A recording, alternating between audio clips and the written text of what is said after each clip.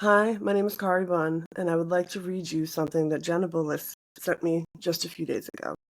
It is called Troubled from Treatment, Brainwashing Trauma in Youth. Jenna Bulis, December 2nd, 2019. Introduction: Mass shootings, homelessness, mass incarceration, record high mental illness, drug addiction, and overdose named as the leading cause of death are some of the social changes brought within the 21st century.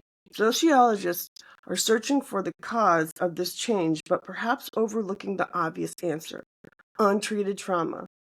Someplace in society, we are traumatizing our youth, neglecting to give them treatment, resulting in them not having the skills to prepare them for adulthood and success.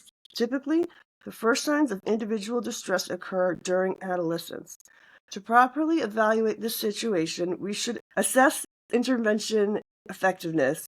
This has not widely been done in the residential troubled teen industry, yet remains a common solution for signs of distress in juveniles.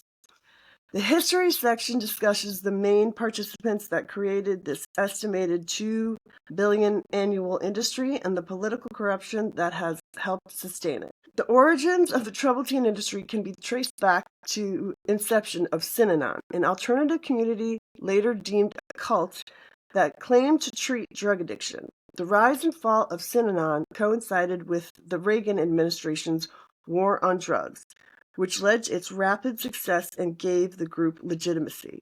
The long-term impacts on society from this cult can still be seen today, with many debunked ideologies as the basis for most adolescent behavior modification programs. With the substantial research conducted on the negative impacts of tough love treatment, the purpose of this research paper is to examine how and why this industry continues to thrive today. The research would be extensively and nearly impossible to trace the origins of every behavior modification program. However, several core participants have sculpted the platform molding what it is today. Additionally, the judicial system has not supported minor civil rights, typically citing freedom for guardians' rights. These judgments have resulted in violations of constitutional rights for minors, which is analyzed in this section. The contemporary section follows the evolution of behavior modification programs into the 21st century and how marketing strategies have hidden this abusive practice and targeted desperate families. The research discusses religious-based boarding schools as well as residential treatment facilities for teens and the political corruption that allows these businesses to operate without oversight. Previously proposed federal reform policy is analyzed with possible reasons for failure. Moreover, the cost and effectiveness are discussed, including studies of the long-term impact on participants. History. Synanon and the CIA. Charles Diedrich was an alcoholic college dropout that had found administration within the Alcoholics Anonymous community in the 1950s. In 1957, Diedrich signed up for a UCLA medical experiment attempting to use LSD to cure alcoholism. Diedrich called it, quote, the most important single experience in my life, unquote, citing the drug with unlocking a newfound confidence. Quote, I became a different person, really and truly, unquote, he said. From his LSD experience, Diedrich decided to form a new group catering to illicit drug users called Tender Loving Care. And after gaining a substantial following, he formed the Synanon Foundation in 1958. During that time, there was no treatment for drug addiction, and AA did not allow illicit drug users to participate in the program. If one was caught using illicit drugs, they were sent to prison. Diedrich's approach provided an alternative solution to incarceration for drug addiction. Coincidentally, during the same time frame, the Central Intelligence Agency was conducting a covert human experiment on American and Canadian citizens called Project MKUltra. The purpose of Project MKUltra was to investigate mind control techniques, as the United States government feared that Soviet, Chinese, and North Korean agents were using mind control to brainwash U.S. prisoners of war in Korea during the Cold War. This project was extremely controversial as the tests were done in some cases without consent of the patient. Many of the tests were conducted at universities, hospitals, or prisons in the United States and Canada. Most of these tests took place between 1953 and 1964, but it's not clear how many people were involved in these tests. The CIA began to experiment with LSD on the direction of agency chemist and poison expert Sidney Gottlieb. I do not know how to say that name. Sidney Gottlieb. He believed the agency could harness the drug's mind-altering properties for brainwashing or psychological torture. Under the sponsorship of Project MKUltra, the CIA began to fund studies at Columbia University, Stanford University, and other colleges on the effects of the drug. However, reports state the agency kept notoriously poor records and destroyed most MKUltra documents when the program was officially halted in 1973. Therefore, it would be highly improbable to find documents connecting Diedrich's LSD trial to Project MKUltra. Originally, Synanon was a 2-year residential treatment program for drug addicts. However, after Synanon's transition into an alternate society in 1968, this program changed to a lifetime rehabilitation program. With the promise that drug addicts would never truly be well enough to return to society, he created the Punk Squad, a sort of boot camp devoted to disciplining juvenile delinquents sent to Synanon by their parents and the courts centered around the game, as a new kind of therapy called attack therapy based on the concept of tough love. The community financially sustained by developing a business that sold promotional items and grossed $10 million per year. In 1974, the organization was granted religious status by the federal government, permitting them to be tax exempt. By the end of 1976, it had assets worth of $22 million, with $8 million in annual revenue coming largely from its specialty advertising division and donated real estate. With popularity, Synanon started to receive scrutiny. When the San Francisco Examiner called Synanon the racket of the century, the organization sued, forcing the newspaper to pay $600,000 and run a front-page apology. Synanon also sued a local ABC station, which settled, and Time magazine, which called Synanon a kooky cult. In a 1977 story, additionally, reporters were threatened. Time's editor-in-chief was stopped outside his apartment by 2 men with shaved heads who told him, "We are going to ruin your life." And Synanon was gaining power and fighting anyone that challenged it. Pomerantz was a lawyer that had also been interested in journalism. In June of 1977, Ed Wynn called Paul after an incident with his wife, Frances Wynn. Frances had a history of mental illness and went to Venice Family Clinic for a tranquilizer shot for an episodic psychosis, a standard practice for her. From that appointment, she was denied the shot and sent to Synanon for treatment. Later, Ed was told he would not be able to see his wife for 90 days. Confused with the situation, Ed turned to Moranitz for help to investigate what happened to his wife. Moranitz spoke to the Department of Public Health and was told that Synanon was not licensed. Later, learning in the 1960s, Synanon was charged with running a hospital without a license. Governor Pat Brown signed a law clarifying that Diedrich's brand of drug treatment wasn't medical care per se and didn't need a license, but the bill didn't specify anything about treating mental illness. That meant Synanon could be held liable for taking Wynn. Moranitz pressured Synanon to release Wynn and became an enemy to the organization. Moranitz started taking civil actions suits against the organization and winning large judgments. On October 10, 1978, Moranitz was bitten by a rattlesnake that had been placed in his mailbox in an attempted murder incident ordered by Synanon. Diedrich was arrested while drunk, ironically, without incident for his participation in the snake incident. By 1980, he and 2 other members pled no contest to conspiracy to commit murder, and the organization began to fall apart. It wasn't until 1989 before the IRS acted seeking $17 million in back taxes, bankrupting Synanon, which formally dissolved in 1991. Even though Synanon has officially dissolved, its imprint has been long-standing on society. Many techniques, such as the game and attack therapy that was invented at Synanon, are commonly used within the troubled teen industry today. I would also like to state that people don't know, Synanon is not gone. Synanon is still active in Germany. I don't know if it's a Synanon 1, 2, or 3. There are 3 levels of Synanon, but Synanon is still active in Germany, and we forget that. The seed, and okay, next section of Jenna's masterpiece. The seed and government human experiments. The seed is the school that Evan Wright went to. When I just only recently started looking into it, it is the most MKUltra-y description just in the Wikipedia of what this place was like. The seed and government human experiments.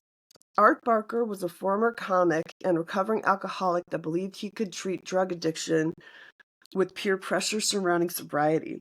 In 1970, Art founded The Seed in Fort Lauderdale, Florida. Art used his political influence and dynamic personality to secure federal funding for The Seed, received a $230,000 grant from NIMH and a $35,000 grant from Law Enforcement Assistant Administration to sustain its operations, not counting the monthly tuition he collected from members.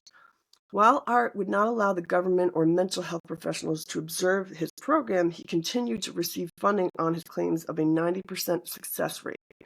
Participants of the program were called seedlings, whose ages range from 90, Participants of the program were called seedlings, whose ages ranged from 9 to 30, although 70% were 17 or younger. Following a congressional hearing in 1974 and increased media attention surrounding the report, the seed closed in 1975, citing low enrollment. In 1974, Senator Sam Ervin presented a report to Congress entitled Individual Rights and the Federal Role in Behavior Modification. Page 15 of the report states, other forms of behavior modification techniques employ intensive encounter sessions in which individuals are required to participate in group therapy discussions, where intensive pressure is often placed on the individuals to accept the attitudes of the group. More intensive forms of encounter groups begin first by subjecting the individual to isolation and humiliation in a conscious effort to break down his psychological defenses. Once the individual is submissive, his personality can begin to be reformed around attributes determined by the program director to be acceptable. Similar to the highly refined brainwashing techniques employed by the North Koreans in the early 1950s, the method is used in the treatment of drug abusers. The report continues to state, The Seed, a drug abuse treatment program in Florida that until recently received funding from the Department of Health, Education, and Welfare, is based on a similar philosophy. The report concluded that this form of behavior modification is a violation of one's right to freedom and should be discontinued. Unfortunately, there was no federal intervention in stopping the seed or further investigation of the long-term effects of this treatment. Next one, Straight Incorporated and political corruption. Jenna? Jesus Christ. Straight Incorporation and political corruption. In 1976, Florida businessmen Mel Sembler and Joseph Zappala formed Straight Incorporated. Straight Inc. was staffed by former seedlings geared towards teenage drug users, but the concept eventually expanded to include any perceived deviant behavior. The premise of the program was tough love, the peer encounter group similar to its predecessors, The Seed and Synanon. There was widespread support for the organization, ranging from Princess Diana to Barbara Bush, publicly praising the success of the program. Straight secured federal funding for the same agency that told Congress it would never fund human experiments after the seed debacle. Straight Incorporated had several locations across the country that began to close after abuse claims, civil suits, judgments, and after intervention by state legislators. However, Straight had deep political ties that kept it operational until August 13, 1992. Joseph Zappala, co-founder of Straight Inc., served as ambassador to Spain from 1989 to 1992. Prior to his ambassadorship, he served as co-chairman, raising $25 million for Bush's presidential campaign, and was the national co-chairman of finance for the American bicentennial presidential inauguration. His partner, Mel Sembler, co-founder of Straight Inc., served as ambassador to Australia and Nauru from NAURA, from 1989 through 1993, and as ambassador to Italy from 2001 to 2005. Prior to his ambassadorship, he served as Reagan and Bush's advisory for Drug-Free America. Sembler served with Zappala as co-chairman, raising $25 million for Bush's presidential campaign, and was the co-chairman of Florida's Finance Committee for Romney. From 1993 to 1995, Sembler was the finance chairman of the Republican Party of Florida, and 1997 through 2000 was the finance chairman of the Republican National Committee. Not only did the co-founders find success within politics, they both were major donors primarily to the Republican Party. Sembler and Zappala had each personally given over $125,000 to Bush's 1988 presidential campaign. It was suspected that they had purchased their political power through these donations. While Straight Inc. no longer operates under that name, it now operates as Drug-Free America, as a nonprofit focused on drug prevention and policy and sustaining national and international policies and laws that will reduce illegal drug use and drug addictions. Next part. Judicial rulings. A 1979 Supreme Court decision, Parham versus Jr., affirmed the legality of programs to have absolute control over teens with their parents' consent. Teens have no rights to appeal their commitment, nor does a teen's institutionalism need to be justified by a diagnosis of potential danger to oneself or others as is necessary for an adult. This ruling has prevented numerous civil suits from victims of abusive programs seeking reparations. The court rules that guardians agreed to this form of treatment, therefore the programs are acting under the parent's will and not liable. However, in 1982, the U.S. Court of Appeals in the 10th Circuit upheld a decision against Provo Canyon in Melanius versus Williams. The program had been accused of torturing children, and a class action suit had been brought against it by an advocacy group. The court decided that because many residents had been court-mandated into the program or sent by school districts, the facility was acting under the color of state law as an agent of the government. The American government is not allowed to violate its citizens' constitutional rights, so the school's actions were deemed illegal despite parental consent. The suit required some modification in the rules and discipline at this specific program, but it was able to remain open and is operating today with widespread abuse claims still being reported. Provo Canyon School is located in Utah, which has fairly restrictive protective legislative measures for minors, but no agency to oversee compliance. Subsequently, the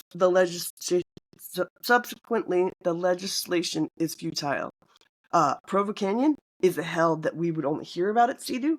The staff would say, please be good, because if you're not good and they try to send you to an outside of CEDU school, there's a chance that you go to Provo. And if you go to Provo, we can't, they were like, we would never send you to Provo because they don't care about you. They'll lock you up and they will just feed you meds and, leave you for days naked. They told us about Provo at CEDU, and that place is still open. That place is very well still open. And it is exactly the same. They have no reason to change what they're doing, and there is no perfect version of these places. There just isn't. So if it is still open, it is still abusive. Contemporary. Elgats and Wasp. While Synanon was gaining popularity of a new age lifestyle, a similar industry began to rise focused around the human enlightenment movement called Large Group Awareness Trainings, or LGATs. Researchers trace LGATs back to the late 60s seminar called Mind Dynamics, founded by Alexander Everett. It played heavy emphasis on claims to teach ESP, clairvoyance, and faith healing using the power of the mind. William Patrick started a seminar called Leadership Dynamics close to the same time. Leadership Dynamics was confrontational and psychologically abusive. Patrick additionally headed a pyramid scheme, holiday magic, and required its employees to attend Leadership Dynamics seminars. Patrick discovered mind dynamics and bought a partial interest in it, requiring his employees to attend the Mind Dynamics seminar in addition to Leadership Dynamics.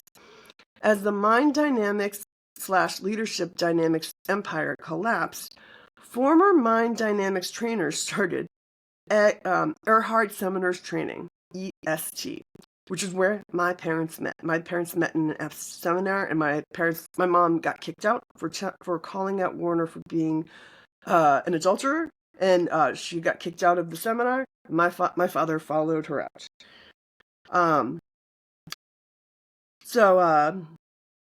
As the Mind Dynamics / Leadership Dynamics empire collapsed, former Mind Dynamics trainers started Erhard Seminars Training, or EST, PSI seminars, and LifeSpring. Like Synanon, all the LGATs, or LGATs, have had allegations of abuse, fraud, and claims of operating as a cult with brainwashing. In the mid-1980s, Robert Litchfield attended an encounter group seminar held by David Gilcrease. Gilcrease previously had been a trainer for LifeSpring. Gilcrease previously had been a trainer for LifeSpring, the LGAT, from 1974 to 1981.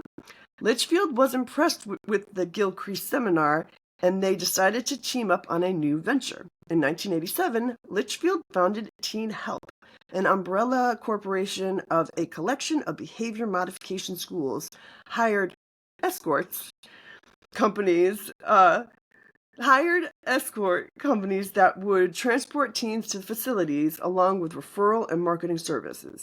That escort company is Bill Lane. There's only one. It's always been Bill Lane. Bill Lane's brother also ran it with him. Bill Lane died, I believe, in 2017. And Bill Lane's daughter still runs the escort service in his name. I don't know her last name because she has, she's a different name because she's married. But Bill Lane's daughter still runs the escort services proudly in his name. They are known as like a wonderful service. And something that people don't understand is that Mel Wasserman was not the only person that founded CEDU. It was also Bill Lane. Bill Lane was at Synanon with Mel Wasserman. Bill Lane was a partial owner of. I have paperwork from CEDU in the early 90s. Mel Wasserman's name isn't on it. Bill Valentine's name is barely on it. Bill Lane, his name is on everything. Teen Help would partner with Gilcrease's Resource Realization Seminar Company and base this program's curriculum surrounding the LGAT seminars. The company was named Worldwide Association of Specialty Programs, or WWASP. Teen Help varied from its predecessor straight in one element. They didn't claim to treat just deviant teenage behavior, but psychological and emotional problems as well. In 1990, Litchfield opened his first treatment center, Cross Creek Manor in Laverton, Utah.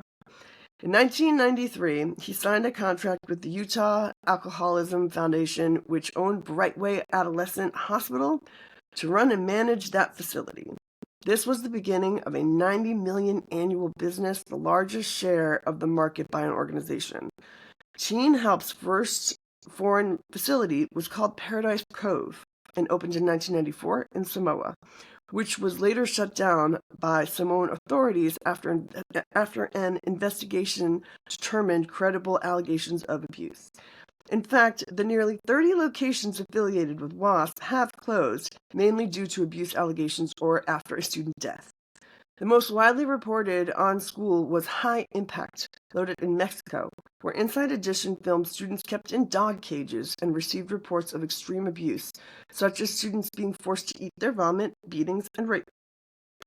The most recent research has suggested that WASP is linked with a series of interconnected limited liability corporations, which true ownership is unknown, but is suspected to be Robert Litchfield.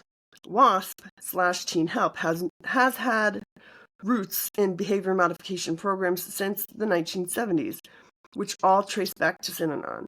WASP's most immediate predecessor is Provo Canyon School, a Utah behavior modification facility that opened in 1971. During the Milanes-Williams lawsuit, Litchfield worked at Provo Canyon as director of residential living, as did Carr Farnsworth, who would later serve as WASP's president until 1998. With true ownership unknown, it has been difficult for survivors to seek justice for their mistreatment, creating the ultimate loophole that has sustained these abusive practices. Numerous former students or their parents have filed lawsuits against WASP, its personnel, or individual schools. Most have been settled out of court, have been dismissed for procedural reasons, as jurisdiction and liability is confusing to prove with the intricate web of LLCs and ownership. The one thing that has been clear is that WASP is abusive. Every program location has had allegations of abuse, several of which have been verified and proven, including several student deaths. Unfortunately, the students' deaths were rarely reported on, as Litchfield followed his friend Mel Sembler's lead and became involved in politics to sustain his corruption. According to Federal Election Commission records, Litchfield and his wife gave the Republican Party $175,000 from 2002 to 2003, and he was named Republican of the Year by the Washington County GOP that same year. Litchfield also co-chaired with Sembler on the Florida Finance Committee for Romney's campaign. Litchfield personally donated $15,000 directly to the Romney campaign. He then made the news in Maine when the Portland Press-Herald reported that an organization affiliated with Litchfield was the top donor in the governor's race. RECAF Inc., the paper, reported gave $250,000 to a political action committee set up by the Republican Governors Association to buy television time to support Republican Chandler Woodcock. It is not known what Litchfield's connection to Woodcock was. In 2004, Litchfield was named in a federal lawsuit charging that students of the behavior modification schools with ties to WASP were subjected to physical abuse, emotional abuse, and sexual abuse.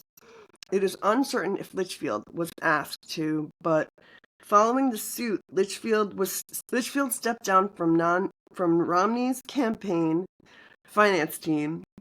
In 2010, worldwide president Ken Kay said, WASP is out of business.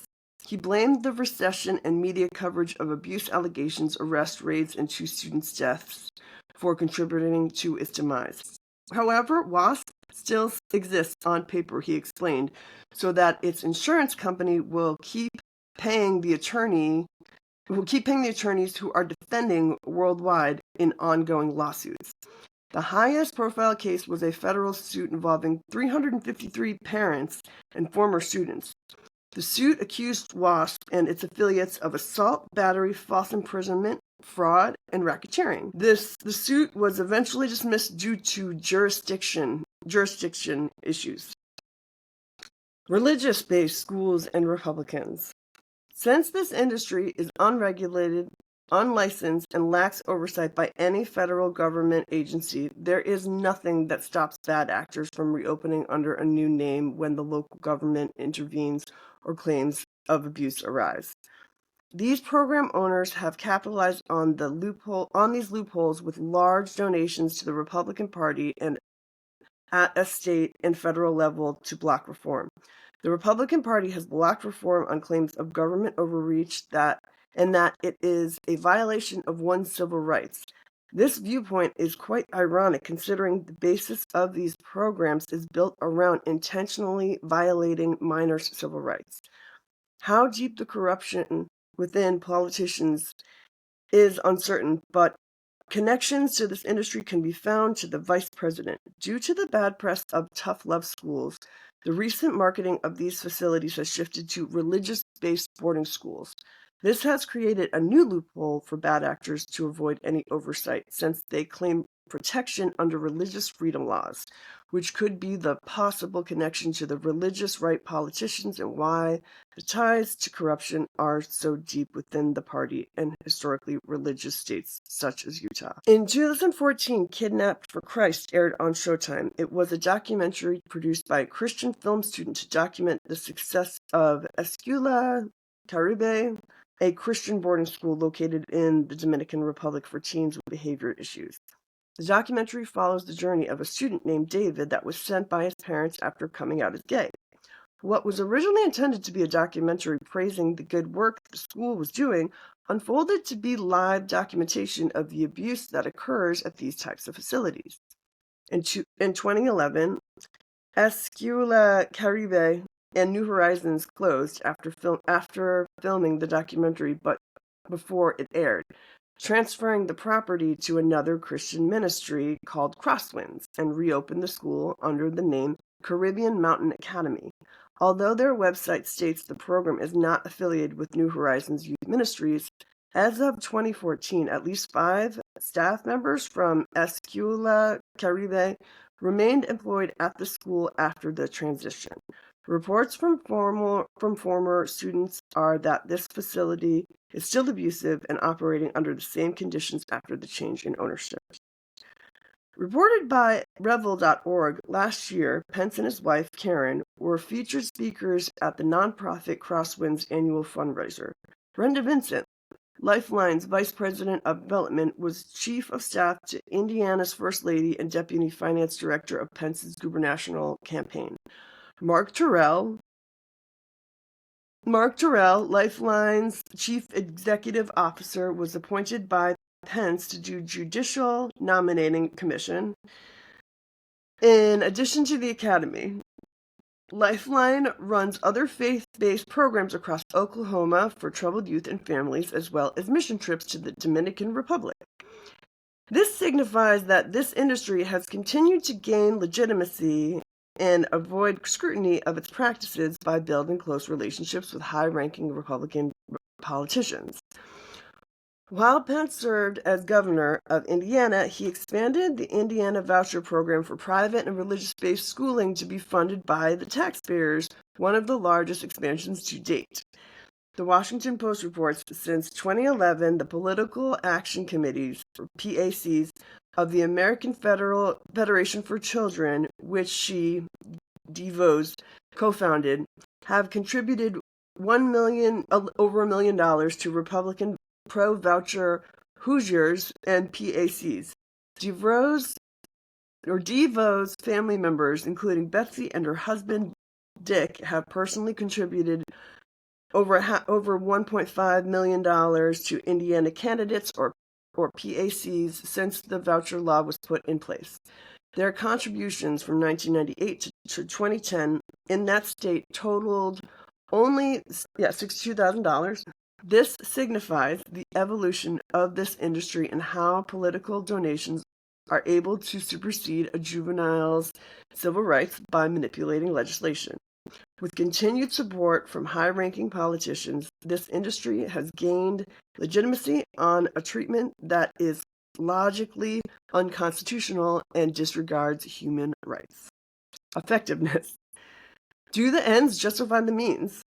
Politicians and advocates for tough love methodologies often respond to abuse criticisms by stating it is the only option left to address deviant behavior. Common Republican rhetoric is that without early intervention, teenagers deviating from social norms will end up addicted to drugs, homeless, or in jail. Coincidentally, the research supports the opposite. Teenage rebellion usually dissipates once gaining independence, but growing up is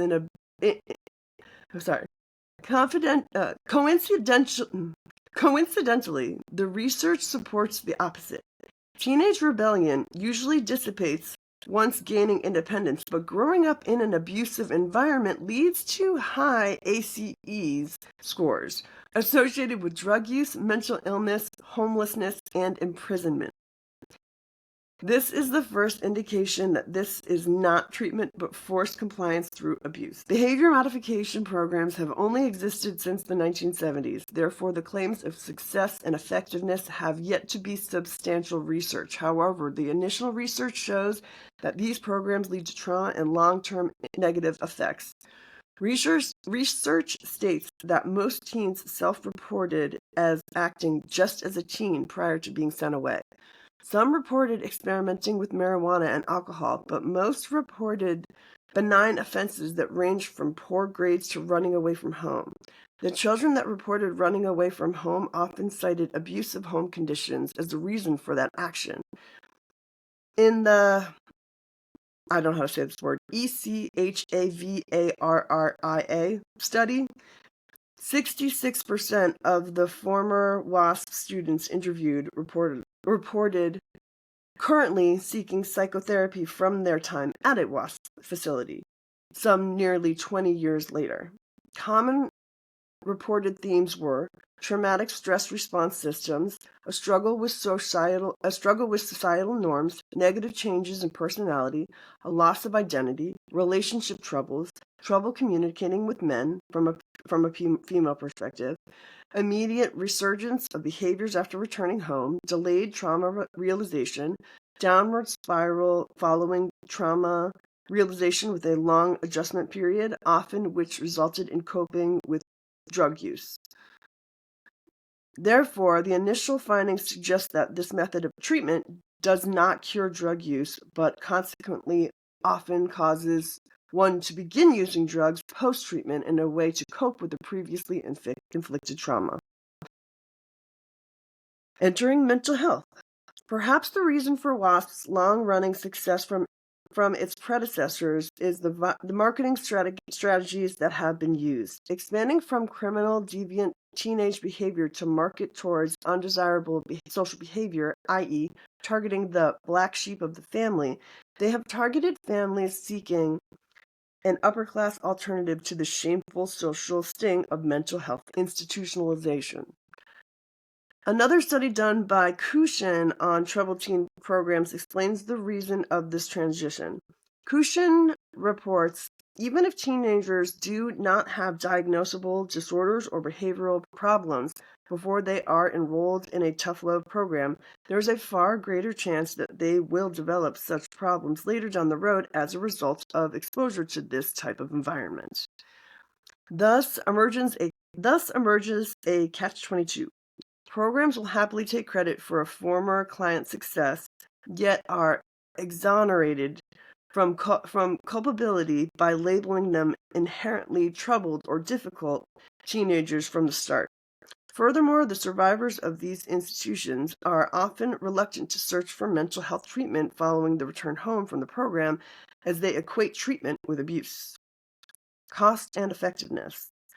Although targeted marketing towards desperate parents is one revenue stream, the abusive facilities do not only cater to the upper middle class and wealthy elite. In a study conducted by Chatfield, he researched the size of troubled teen residential treatment facilities. Chatfield reports the current size of the population is unknown.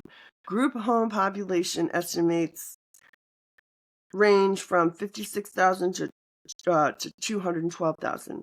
An additional 50,000 reside within juvenile justice facilities on any given day, and as recently as 2008, more than 200,000 youth resided in federally funded residential treatment programs. It goes on to state, in 2006, the American Bar Association estimated that 10,000 to 15,000 youth were placed in unlicensed programs each year. Continuing within the juvenile justice system, some estimates find that only 5% to 11% of court-ordered youth receive evidence-based care.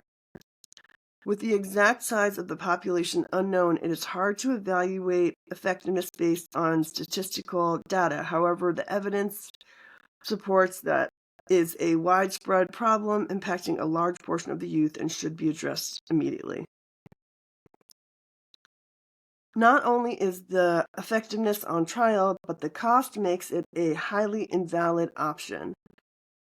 This is supported by research as is indicated in the Ortiz report. Ortiz reports residential treatment is the most expensive mental health service option among the range of mental health care alternatives for youth. Approximately 25% of the federal funds allocating to treating children's mental health issues are utilized for residential treatment services, despite the relatively small percentage, 5 to 8%, of children needing mental health care who are engaged in this modality. If only 5 to 8% of the children at these facilities need residential treatment, it seems amendable that an assessment by a third-party licensed medical provider should be done prior to enrollment to ensure the child is receiving adequate care at the state's expense.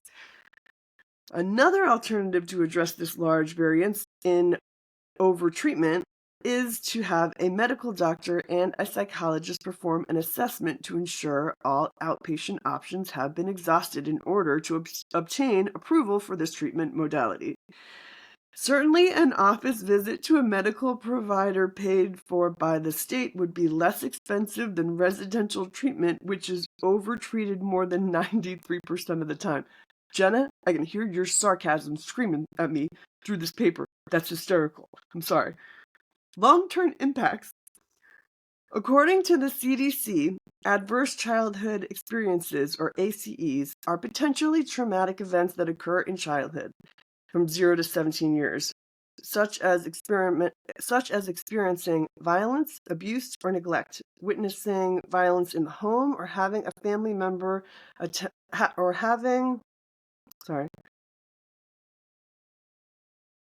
such as experiencing violence, abuse, or neglect, witnessing violence in the home, and having a family member attempt or die by suicide. Also included are aspects of the child's environment that can undermine their sense of safety, stability, and bonding, such as growing up in a household with substance misuse, mental health problems, or instability due to parental separation or incarceration of a parent, sibling, or other member of the household. Adverse childhood experiences have been linked to risky health behavior.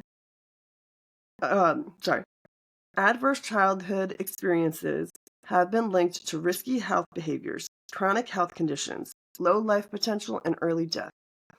As the number of ACEs increases, so does the risk for these outcomes. In the Echeverria study that focused on WASP, it states the mainstream media have identified at least 8 deaths that occurred at WASP facilities. Currently, there is no agency that tracks students' deaths at these facilities, so this number could be higher on this. Currently, there is no agency that tracks student deaths at these facilities, so this number could be higher as this is just what the mainstream media has reported on. Sadly, several former students have reported witnessing a death occur and even have reported being forced to clean up the blood from the deaths, such as a 2001 death in Jamaica at the Tranquility Bay facility. Tranquility Bay is Guantanamo Bay for children. I had summer camp next to Tranquility Bay. I had nothing. CEDU was summer camp next to Tranquility Bay is what I'm just trying to say. I had cult summer camp. Tranquility Bay was torture. It was full-on torture, and they called it therapy. The physical and psychological abuse at these facilities have been well documented through media, civil suits, and investigative reporting. Instability in the home and lack of bonding occur within the act alone of removing the minor from the home to a residential facility, regardless if it is abusive, signifying that the CDC standards the government is allowing and funding minors to be sent to facilities where they will receive the highest ACE scores possible. Furthermore, it serves as a legal third-party abuser for abusive guardians. Guardians can choose to pay to have their child taken regardless of objection to these facilities, legally under state and federal law, based on any behavior deemed worthy by the legal guardian. However, if parents performed any of these treatment methods on their own children, they would be arrested for child abuse. This provides a solution to abusive parents, paid child abuse for forced compliance without any liability. Federal and state reform. Radical reform of this industry is needed immediately. On July 14, 2015, Representative Adam Schiff introduced H.R. 3060, Stop Child Abuse in Residential Treatment Programs for Teens Act of 2015. This bill would direct the Department of Health and Human Services to require each covered program to prohibit child abuse and neglect and meet specified minimum standards. It identifies a covered program as a facility of a program operated by a public or private entity that, with respect to one or more children who are unrelated to the program owner or operator, purports to provide treatment or modify behaviors in a residential environment. This bill has been stalled after being referred to Subcommittee on Early Childhood, Elementary, and Secondary Education. On June 22, 2017, Representative Adam Schiff introduced H.R. 3024, Stop Child Abuse in Residential Teen Programs for Teens Act of 2017. This bill would direct the Department of Health and Human Services to require programs designed to modify behaviors of children in a residential environment, covered programs, to prohibit child abuse and neglect and meet other specified minimum standards. HHS shall 1. Implement a review process for overseeing, investigating, and evaluating reports of child abuse and neglect at covered programs, and 2. Establish a process to assist states in the oversight and enforce of this bill.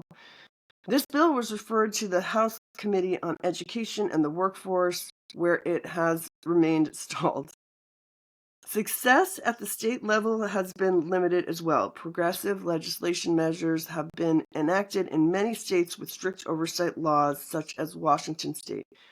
In Washington, minors are able to object to residential treatment after age 13 unless court or medically ordered.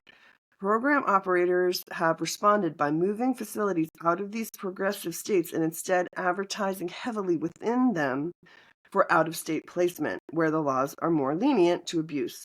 One area that has not been regulated at all is the private escort industry. Bill Lane.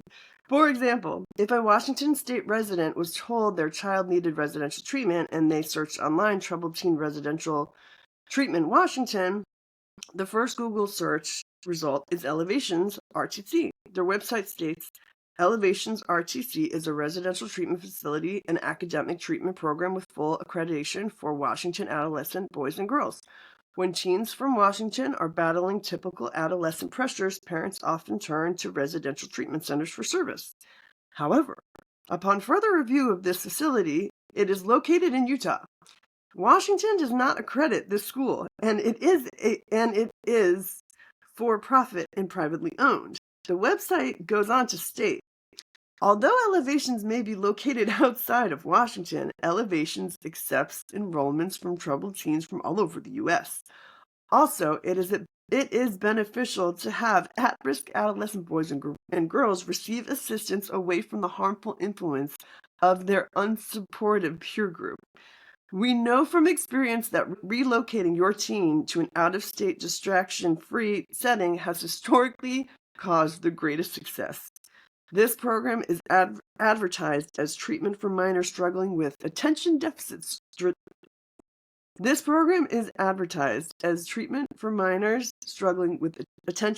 disorder, post-traumatic stress disorder, adoption, and attachment issues. The science does not support removing a child from their support system in these instances. It calls for a stronger attachment to others. Therefore, this lip service that desperate parents take as legitimate mental health advice is nothing more than clever marketing to manipulate the state's legislative restriction. In fact, no facilities located in Washington appear on the first page of the search results. Furthermore, if the troubled teen refuses to go to the out-of-state facility, these programs recommend for parents to hire a paid escort to kidnap their child and have them escorted by force to facility. Once they are over state lines, the minor's right to object to treatment is no longer acceptable. Due to this manipulation of the state's legislation, federal reform is the only way to stop this abusive industry.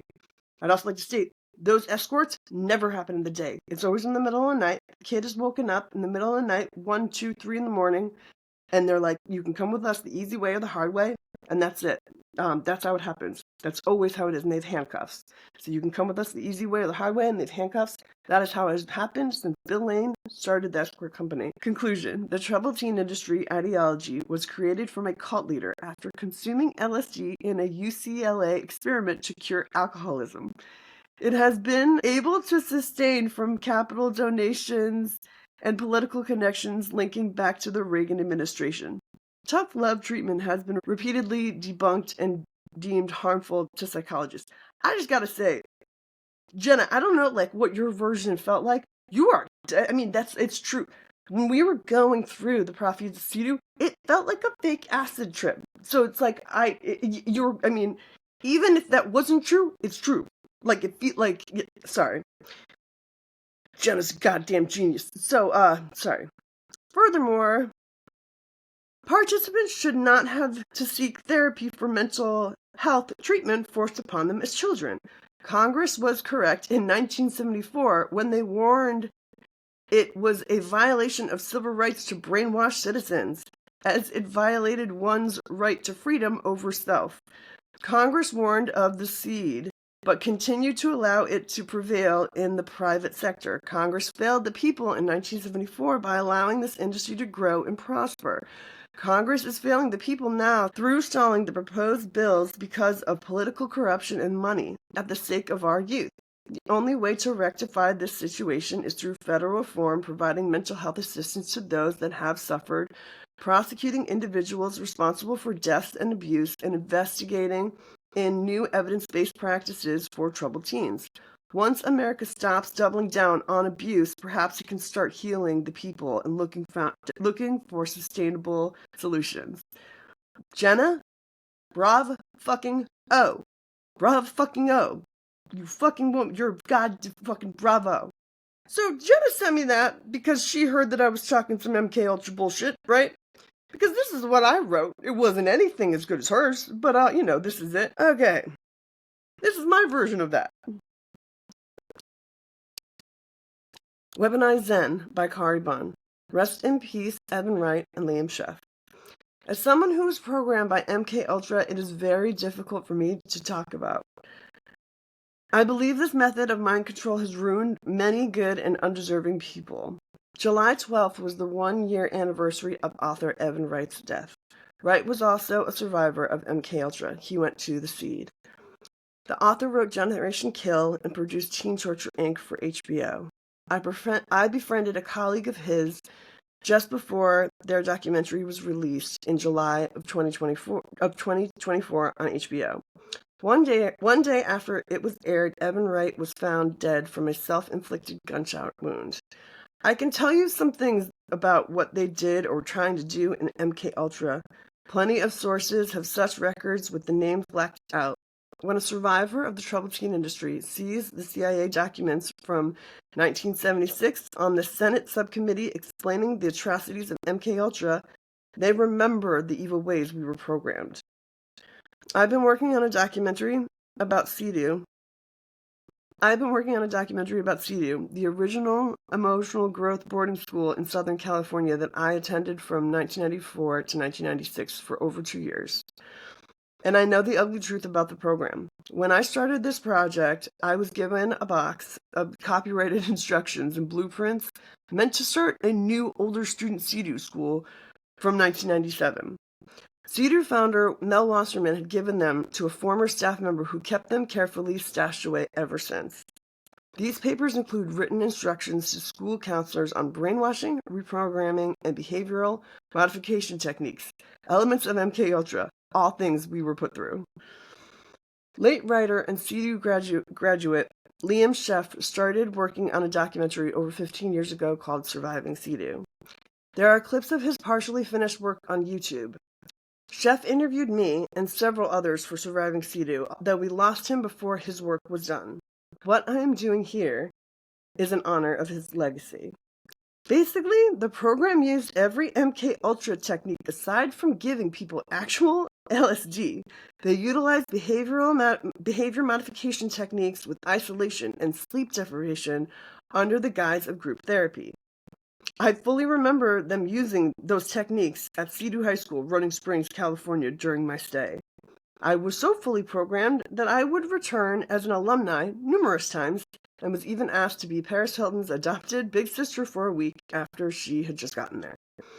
The people that run the activism and advocacy and websites and databases for everything related to what the world just knows of as the Paris Hilton issue have a long fucking history of using what they learned in these institutions to keep control. This has been going on for almost 2 decades. These people have made it so they are the co-producers of virtually every piece of content. If it's a documentary, media appearance, or a podcast, they control the narrative. The groups Unsilenced and Breaking Code Silence also have control over who is allowed to speak out in lawsuits against the troubled teen industry. I would like to say that again. Unsilenced and Breaking Code Silence are in control over the survivor community. They tell us what lawsuits we're allowed to be in, who is allowed to talk, who is allowed to be on a podcast, who is allowed to be supported, who is allowed to talk to a lawyer, who is allowed to be in a newspaper article. And it is the most disgusting thing I've ever seen in my life. Basically, I cannot make my documentary until this cult fucking nonsense drama of the survivor community is fucking done. And I don't know how it's going to happen, but I will never stop saying Katie fucking Mac's name. And Meg Applegate. Fuck you, Meg Applegate. Stop your fucking nonsense. Go, it's like, fess up to whatever Katie fucking made you do, like 5 years ago. Like, you got compromised. I know you got compromised. Whatever it was, fucking go, stop it.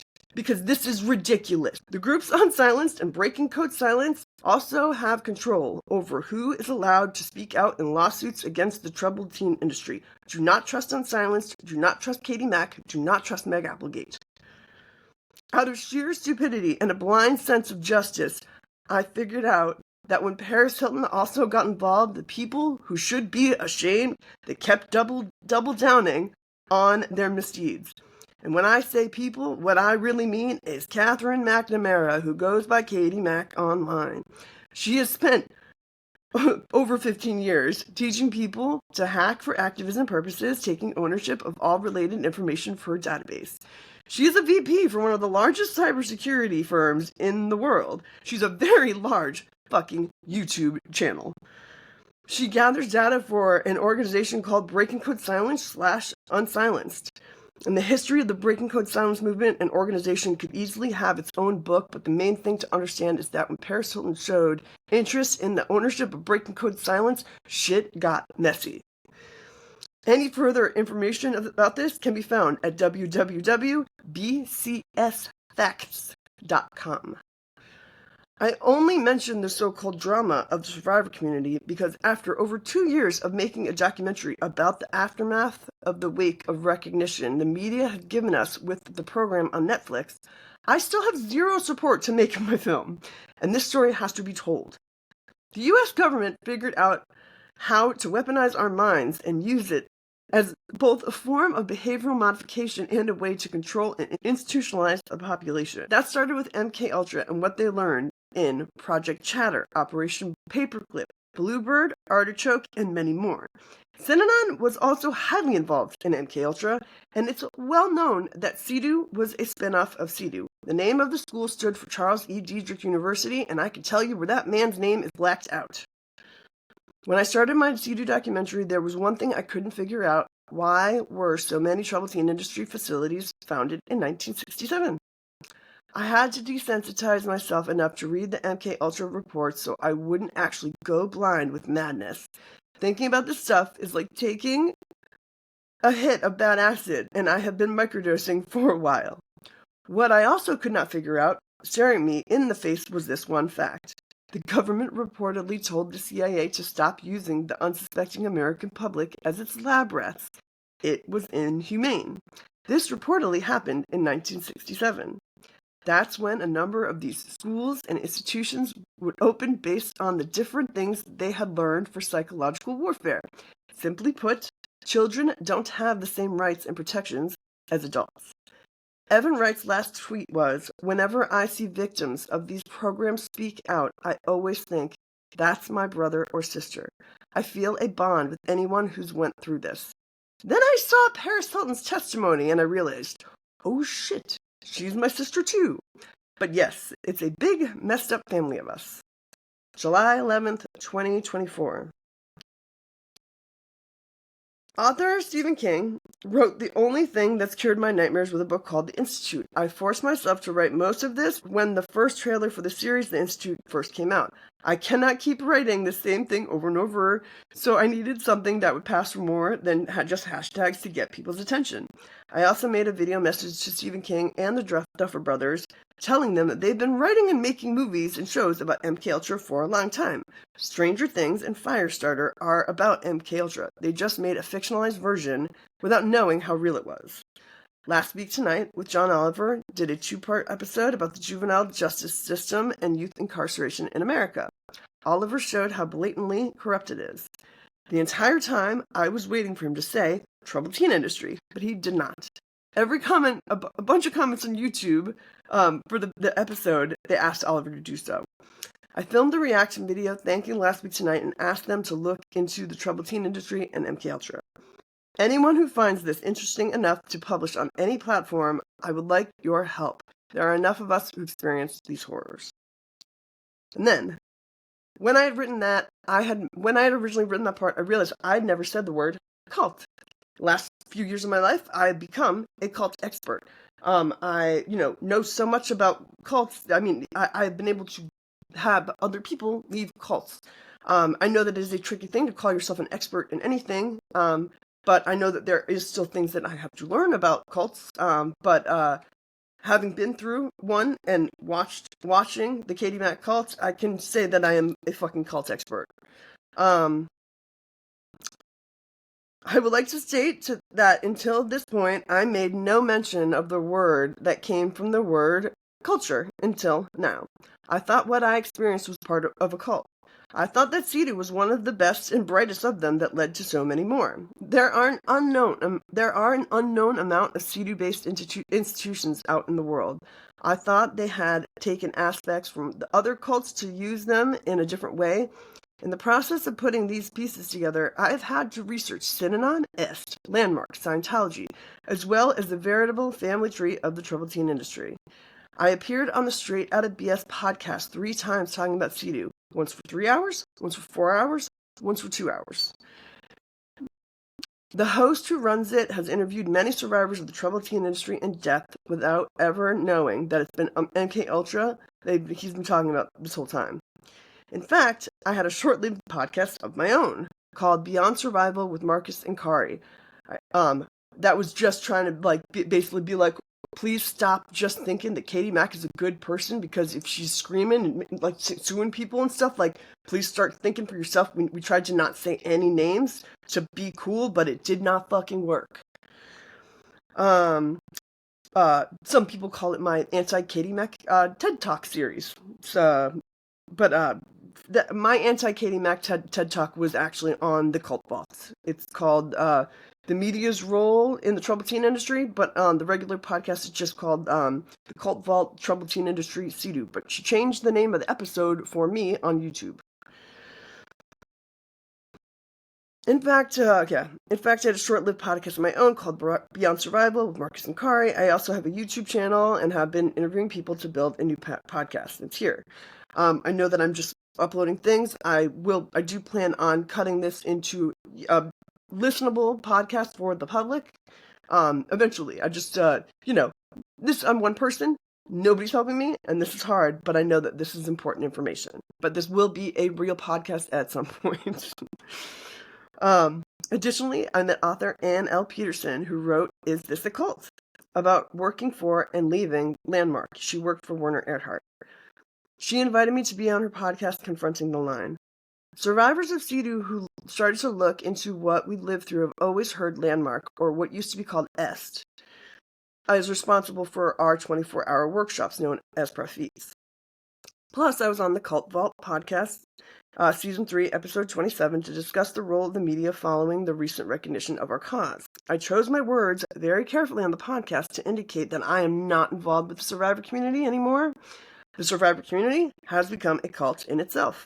I was confident there would be more answers or connections as to where this programming was from, by people who had first-hand experience with other known cults. The same conclusion as I have made countless friends who had come to the same conclusion as I did. MKUltra is a mindfuck. Anybody who knows how to harness it can start a cult. Humans use God to explain anything they couldn't understand. When America calls something a cult, it's a way of saying somebody is doing something because they are brainwashed or under the influence of a fringe leader. I think almost every cult in America somehow started with MKUltra. We are now living in a world run by the weaponized methods of Project MKUltra, and we all need to know it. I wrote a simpler version of that. My friend Jake, who I knew at CEDU, he helped me write it a little bit better.